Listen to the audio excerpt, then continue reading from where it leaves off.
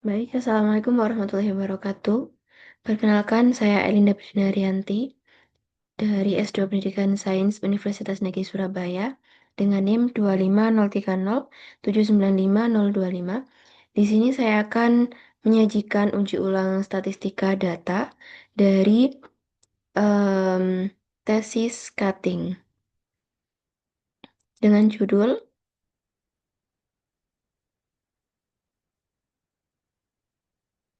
Pengembangan perangkat pembelajaran problem-based learning berbantuan media interaktif IPA untuk meningkatkan kemampuan berpikir kritis peserta didik SMP. Karya Wahyu Sulaiman, S2 Pendidikan Sains, Angkatan 2023. Nah, untuk penelitian pendidikan, pastinya em, data yang diperoleh akan diolah.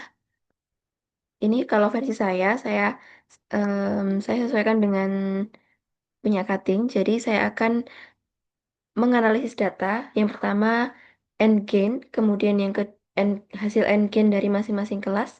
Jadi penelitiannya itu diterapkan di 3 kelas, kemudian masing-masing kelas akan dihitung endgainnya. Jadi masing-masing kelas ada pretest dan posttestnya, kemudian akan dihitung masing-masing kelas itu endgainnya. Nah, setelah mendapatkan endgain dari masing-masing kelas, nanti akan diolah ke uji prasyarat.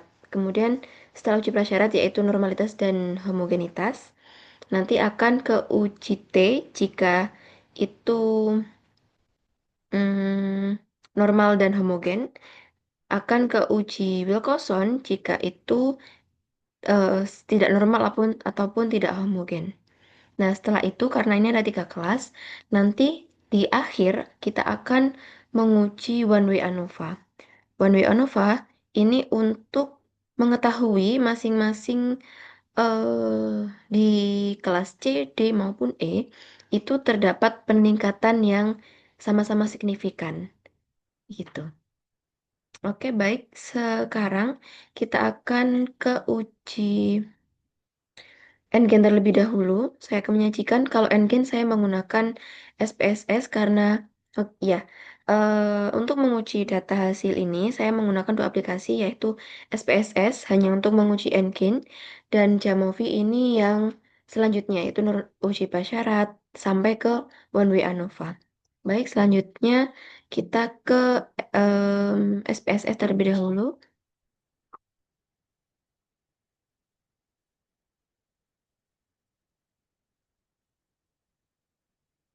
Nah, ini tampilan SPSS ketika dibuka.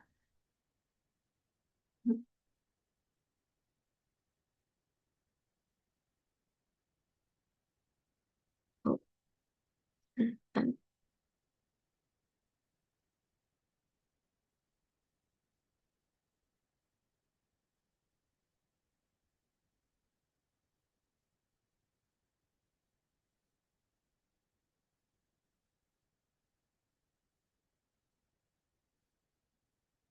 Nah, ini untuk penyajian data yang sudah saya statistik. Pertama, ini kan ada data. Jadi, pastikan teman-teman sekalian itu punya datanya. Bisa pakai Excel terlebih dahulu, kemudian di-add di sini. Nah, untuk variabel view-nya seperti ini ya. Jadi nanti di namanya itu bisa diganti pretest, posttest 9C, 9D, 9E, 9E begitu ya. Nah, ini nanti hasilnya. Terus kemudian di bagian sini nanti diganti nominal ya, teman-teman ya. Desimalnya cukup 2 saja. Oke, kita ke data view lagi. Nah, ini untuk hasil n-nya, tapi saya akan peragakan bagaimana cara menghitung n-nya. Kita klik di sini, kemudian transform, compute variable. Nah, untuk rumus n-gain, seperti yang saya paparkan tadi, yaitu post-test, ini ditaruh sini, dikurangi pretest, di, dibagi dengan nilai ideal atau 100 ya. rata-rata 100 dikurangi dengan pretest. Nih ya. Nah, ini klik OK karena di sini sudah ada, jadi saya langsung ke sini ya. Ini ya. Nah, itu sama halnya dengan 9D 9E. Tapi pastikan data yang Anda masukkan em, ini ya variabel view-nya itu betul. Nah, sehingga kita peroleh data Engine ini. Ini nanti akan saya copy paste ke Excel, kemudian saya jadikan bahan untuk uji prasyarat di Jamovi. Oke, untuk Engine saya kira clear karena mudah ya. Selanjutnya kita masuk ke Jamovi. Jamovi ini aplikasi yang saya sarankan karena lebih em, apa ya, simple, lebih cepat begitu ya, karena tinggal klik-klik-klik sudah. Oke, tanpa lama kita akan ke Jamovi.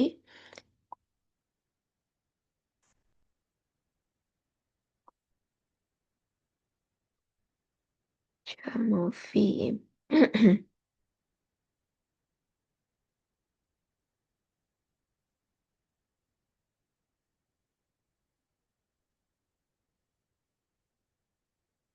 Oke. Nah, kalau sebelumnya Anda belum, sebentar nih.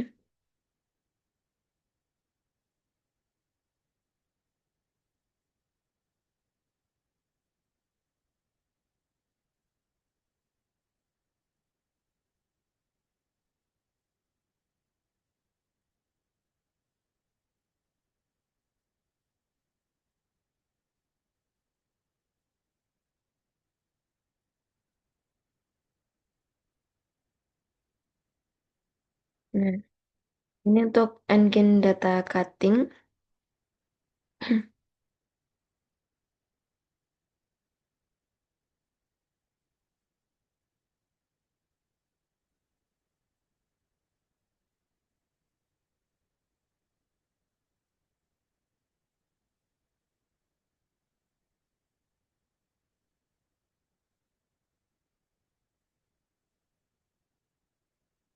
Oke. Ya, di sini em, kenapa kok langsung dites? Karena di sini sudah include teman-teman, langsung ada normalitasnya, kemudian deskriptifnya gitu ya. Em, ya, tadi untuk endgain itu kan diperlukan untuk mengetahui ini naik apa enggak, kan seperti itu. Nah, ketika ada naiknya, eh, kita akan ke t-test, kira-kira seberapa signifikannya, gitu ya, signifikan atau tidak, termasuk nanti ke effect size ini. Effect size. Effect size ini untuk mengetahui apakah menaik atau justru selisihnya itu turun gitu ya. Nah, di sini saya masukkan data dulu, pretest, post-test itu dimasukkan semuanya, termasuk kelas 9C, 9D, 9E. Nah, kemudian ke exploration ya. Exploration ini, sebentar, kita buat baru saja. Exploration, deskriptif, kemudian ini ya, masukin aja, biasa gini. Nah,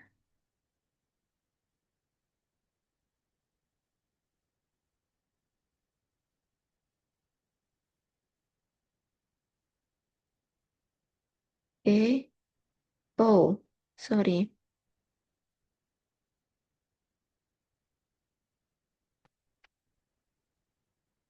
Ini, nah di sini kita tahu beberapa kayak mean, median, standard deviation, minimum, maksimum gitu ya. Dari kelas 9C DE gitu. Ini kalau kita ingin tahu mean mediannya.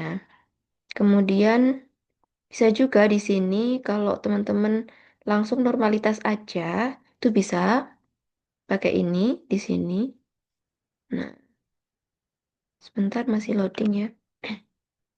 Itu akan terlihat nih P-nya ini nilai P value-nya. Tapi kalau saya lebih memilih yang ini langsung parity test ya. Jadi di sini soalnya sudah ada normality test. Jadi teman-teman tergantung em, kebutuhan masing-masing. Kalau tadi sudah normal, ya ini ketika dites itu seperti apa? Oke, saya contohkan. Kalau kita langsung dites itu ini priority test karena ini dua sampel yang berhubungan ya. Kemudian masukin aja ini kan pretest dan posttest. Gini. Nah, kemudian di sini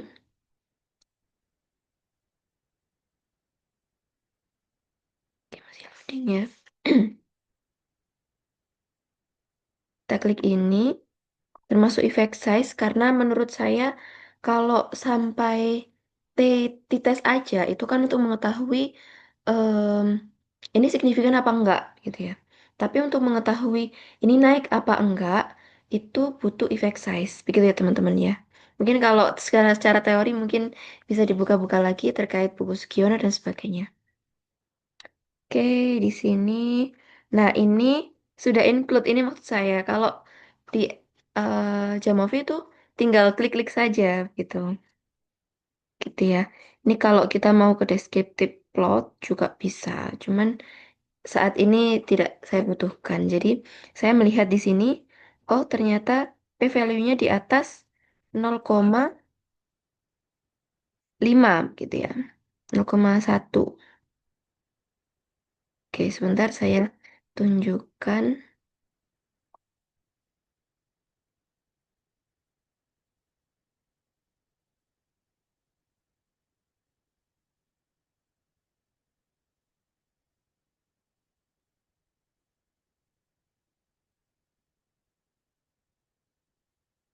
Nah, untuk Enkin, oh maaf, maaf. Ini tadi kategori yang Enkin.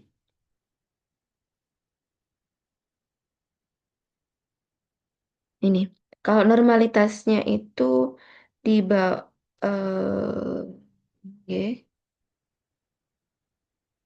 kalau di atas 0,05 berarti itu datanya normal, berdistribusi normal begitu ya. Kalau distribusi normal, kemudian kita akan ke homogenitas. Kalau homogen nanti kita akan ke t-test, tapi kalau tidak homogen kita akan ke Wilcoxon begitu ya teman-teman ya. Oke, kita kembali ke Jamovi lagi.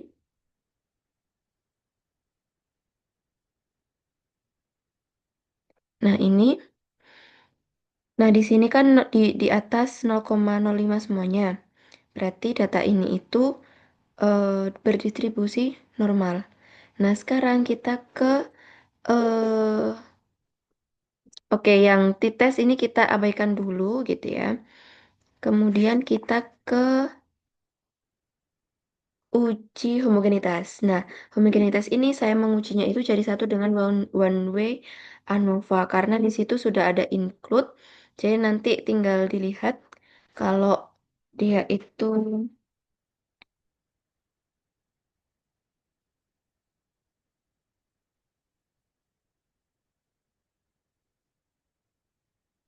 nah ini. Nah, untuk one way ANOVA teman-teman itu perlu untuk dibuat seperti ini. Jadi yang kelas C itu kelas satu, kemudian kelas D itu kelas 2 gitu ya. Kelas E kelas 3. Kemudian di bagian sini, nah itu diganti. Kalau yang kelas itu yang nominal ya, ini levelnya nanti ada 1, 2, 3 di sini. Nanti teman-teman juga buat. Kemudian di endgain-nya ini continuous itu. Kemudian untuk one way ANOVA ini sudah ada hasilnya tapi saya peragakan begini. ANOVA, one way ANOVA. Kemudian yang bagian kelas itu ditaruh di dependent. Oh,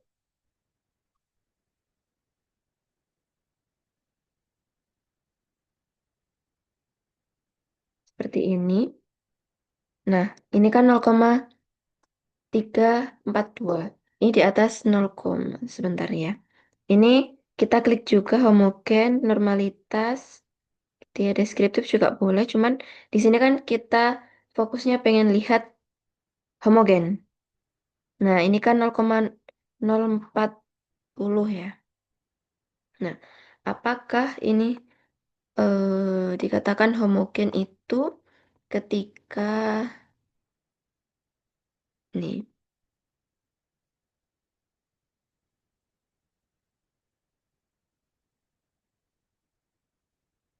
ketika di atas 0,05 ya.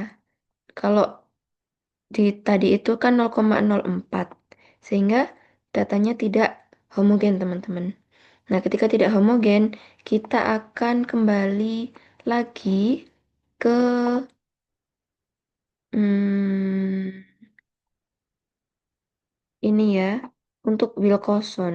Jadi yang student ini diganti Wilcoxon ring. Effect size jangan lupa. Jadi Wilcoxon untuk mengetahui ini tuh signifikan apa enggak perbedaannya. Kemudian effect size itu untuk mengetahui ini naik atau justru turun gitu ya. Nah, eh di sini sudah terlihat ini ya teman-teman ya. Nah, di bagian P ini ini kan di bawah 0,01. Berarti dia itu terjadi signifikan gitu ya untuk Wilcoxon ringnya. Nah, ketika ada nilai signifikan, kita lihat di effect size. Nah, effect size ini ketika kurang, ketika dia itu, sebentar saya sajikan juga untuk kategorinya saja ya, biar lebih jelas.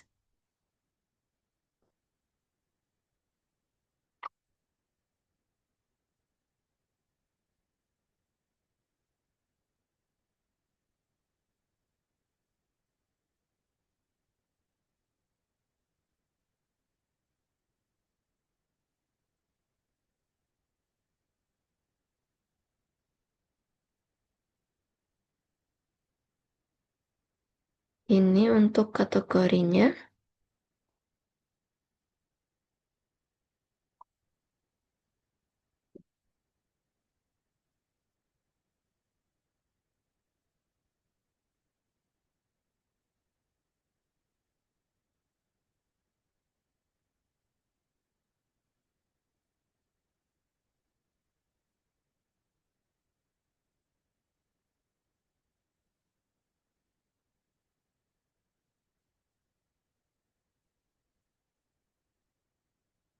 Kalau dia itu, jadi efek saya itu mutlak ya teman-teman ya, nggak minus nggak plus itu sama.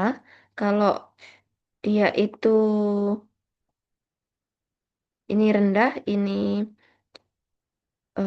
apa ini moderat, tinggi gitu ya. Nah, kalau yang tadi kita ini kan di ini, nah ini kan di atas satu semua. Berarti effect size atau pembelajaran yang ada di 3 kelas ini itu meningkat, begitu. Nah, selanjutnya ketika kita sudah masing-masing kelas ini terbukti effect size-nya tinggi, begitu ya, kita akan lanjut ke one way ANOVA.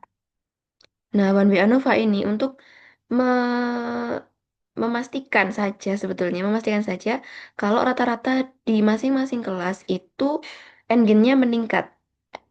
Apa nilainya tuh meningkat. Jadi efek size-nya sama-sama tingginya. Sebetulnya kalau dari sini sudah terlihat, cuman untuk one way ANOVA ini akan lebih ini lagi. Nah, one way ANOVA ini tadi pakai endgain, teman-teman. Jadi endgain yang ada di SPSPS tadi itu dipindahkan ke sini, tapi dibentuk apa ya ini ya? Bukan em, ke bawah gitu ya, apa Banjar namanya ya. Jadi yang satu ini kelas 9C, yang dua ini kelas 9D, yang tiga ini kelas 9 E begitu ya. Nah, jangan lupa untuk di sini nanti diubah. Ini tinggal copy paste dulu. Ini diubah ya menjadi data nominal. Kalau yang Ngen menjadi data continuous. Nah, kemudian kita akan uji ANOVA. Ini untuk hasilnya, tapi saya akan contohkan. Ehm, Kan datanya seperti ini. Kita klik ke Analyze. ANOVA, One Way ANOVA, Ngen di Dependent, kelas di Grouping Variable. Oke, kita tunggu hasilnya.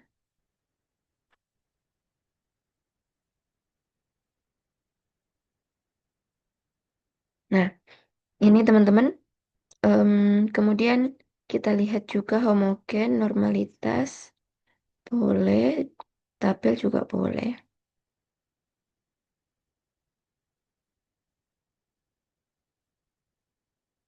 Nah, ini sudah terlihat.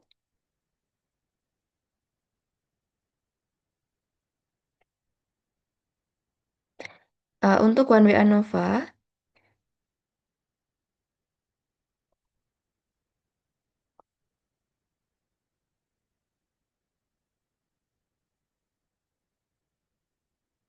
ini ya. Kalau dia itu lebih dari 0,05 ini, maka em, tidak ada perbedaan rata-rata Ngen peningkatan di beberapa di masing-masing kelas. Jadi maksudnya itu sama-sama apa ya, sama-sama meningkat gitu ya, konsisten.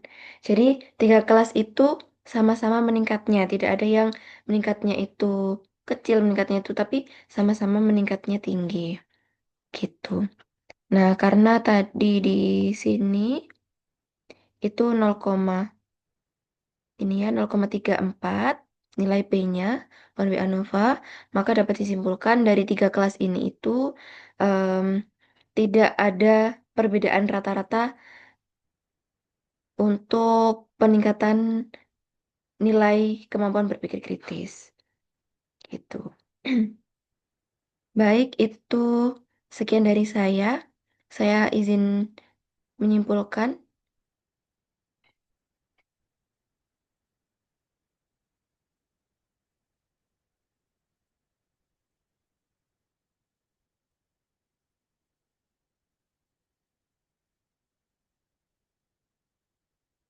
Jadi, em, kesimpulannya, rulesnya seperti ini, teman-teman. Ketika kita itu ing akan menganalisis hasil pembelajaran siswa, hasil penelitian kita ya, di tiga kelas ini khususnya, itu membutuhkan yang pertama, datanya pastinya ya. Ini pastikan untuk selalu em, apa ya, valid datanya. Kemudian kita masukkan ke Excel, boleh, atau langsung ke SPSS juga boleh, dan juga ke Jamovi, gitu ya. Karena nanti kalau yang Ngen itu untuk mengetahui ini naik apa enggak gitu kan. Ini kan em, tuntas, tidak tuntas begitu ya. Itu. Kemudian setelah Ngen kita peroleh di SPSS, tadi yang sudah saya peragakan. Nah, ini kriterianya mungkin nanti bisa dicatat satu persatu siswa itu kriterianya NG-nya tinggi apa rendah begitu atau sedang. Nah, ini kalau yang tadi yang saya catat ya, ada tinggi sedang begitu. Ini saya NG-nya, kemudian setelah NG dapat kita ke uji normalitas. Uji normalitas saya pakai Jamovi. Tadi yang sekaligus. Nah, setelah normalitas, ini kan terlihat bahwa di atas 0,05 semua, sehingga em, apa data berdistribusi normal. Kemudian untuk homogenitas, ini ketika data itu atas 0,05 itu homogen, maksudnya datanya homogen gitu ya. Kalau di bawah itu tidak homogen. Nah, tadi dari uji Levins atau uji homogen di aplikasi aplikasi Jamovi, itu kan hasilnya nilai P-nya 0,04 sehingga tidak homogen, sehingga saya tidak memakai dites, tapi saya memakai Wilcoxon. Nah, Wilcoxon ini saya mohon maaf lupa tidak mencantumkan effect size. Nanti teman-teman tinggal dicentang effect size-nya saja. Nanti seperti ini. Oh, tidak ada ya. Ya, dites apa? Nah, kita lihatnya di sini teman-teman di P. Ketika P-nya itu kurang dari 0,01 sehingga dia itu terjadi peningkatan yang signifikan. Kalau tidak terjadi peningkatan signifikan, ini berarti kita pertanyakan ya. Kalau terjadi, nah selanjutnya signifikannya itu bagaimana? Ke atas atau ke bawah? Nah ini yang perlu kita ke uji effect size tadi yang sudah saya jelaskan. Nah, ketika sudah uji effect size-nya itu kan tadi hmm, di atas satu semua ya. Ketika di atas satu itu berarti naik. Maksudnya tidak mengalami turun gitu ya. Peningkatannya tinggi, naiknya tinggi. Nah, ketika masing-masing kelas itu sudah naik, sehingga kita masuk ke One Way Anova karena ini kita ada 3 kelas ya, nggak cuma satu kelas. Kecuali kalau satu kelas mungkin efek saya saja cukup. Tapi kalau 3 kelas atau lebih dari 2 kelas, itu One Way Anova untuk memastikan bahwa ini ya, tidak ada perbedaan rata-rata gain peningkatan kemampuan berpikir kritis pada ketiga kelas eksperimen. Sehingga dapat disimpulkan bahwa terjadi peningkatan kemampuan berpikir kritis yang konsisten pada masing-masing kelas. Nah, untuk mengetahui nilainya, ini ketika di atas 0,05, nilai P-nya ini berarti tidak ada perbedaan rata-rata endgame masing-masing kelas. Sehingga dapat disimpulkan dari pembelajaran yang dilakukan oleh teman saya, cutting saya tadi, itu dapat meningkatkan kemampuan berpikir kritis siswa. Begitu kurang lebihnya, mohon maaf. Saya akhiri. Saya mohon maaf atas segala kurangnya. Mungkin nanti kalau teman-teman masih kurang bisa melihat detail-detail di lainnya. Saya akhiri. Wassalamualaikum warahmatullahi wabarakatuh. Sampai jumpa.